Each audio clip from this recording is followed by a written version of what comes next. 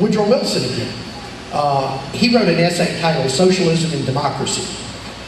In that essay, he suggested that socialism, which he embraced, which he admitted he embraced, but this is what he wrote about. Socialism stands for unfettered state power, which trumps any notion of individual rights.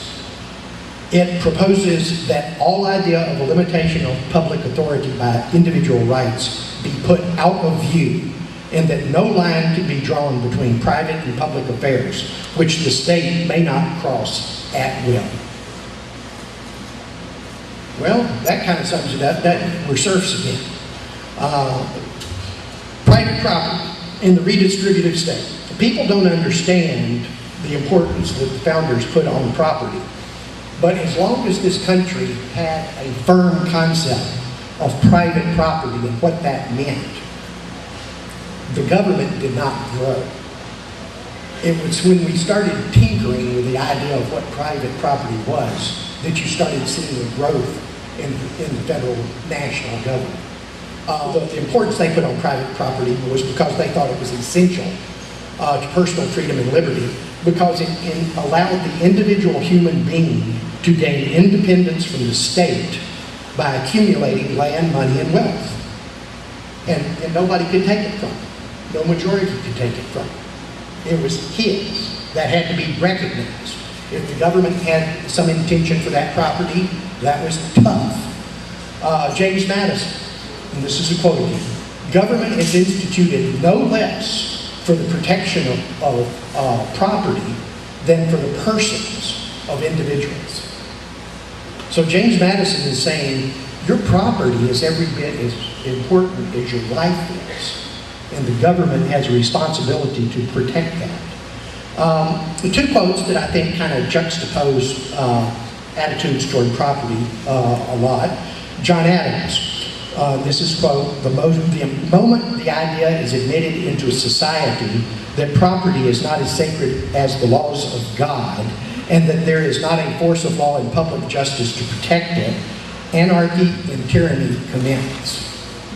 On the other hand, Karl Marx wrote this: "The theory of the communists may be summed up in a single sentence: abolition of private property."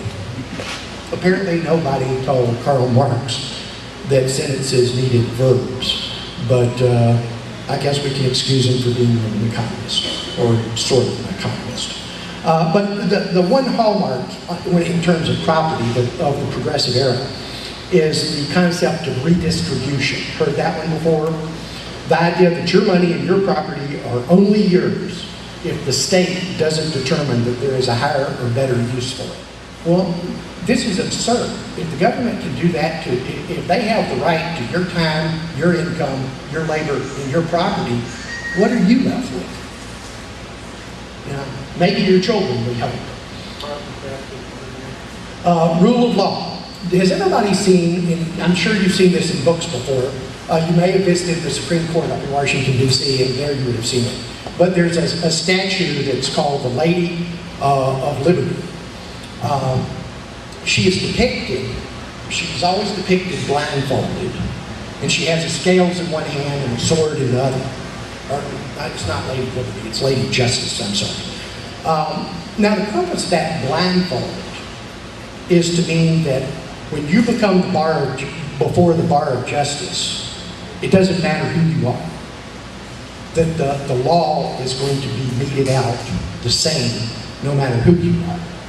And then the sword represents the power of the state, justice is, the scales. Today we hear a lot about another concept. It's not the rule of law. It's about social justice. Now this is what the progressives believed in. Now social justice is exactly opposite of the rule of law. Social justice says, if you're a member of the majority, your rights are one thing. If you're an aggrieved minority, your rights are something else. If you're Amish, your rights are one thing. If you're Presbyterian, something else. Male, one thing. Female, something else. Adolescent, one thing. Senior citizen, something else.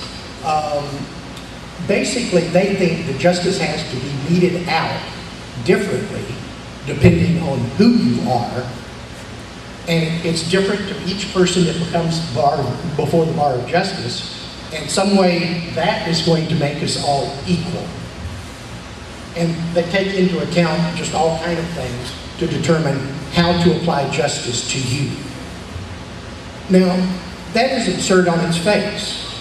But the thing that a lot of people don't realize when they hear people talk about social justice, these people are not talking about an add-on or addition to the rule of law. These people are talking about a replacement for the rule of law. Another thing the founders put in place was the whole concept of constitutionally limited government. James Madison wrote, "Every word of the Constitution decides a question between power and liberty." And they were very attentive to that fact. For progressives, the real problem with the Constitution was the failure of the courts to see it as a living organism, one whose limitations on government ought not to be read strictly or literally, but instead to be interpreted to fit the new demands of every age. So you don't have any permanent rights. There's nothing permanent in the law that you can count on. It's going to be interpreted differently. You know, we may decide this week to think about what international law has to say about this. You know, and there's just no fixed standard that you can depend on as you decide whether to go to court or not. It's kind of roll your dice, take your chances.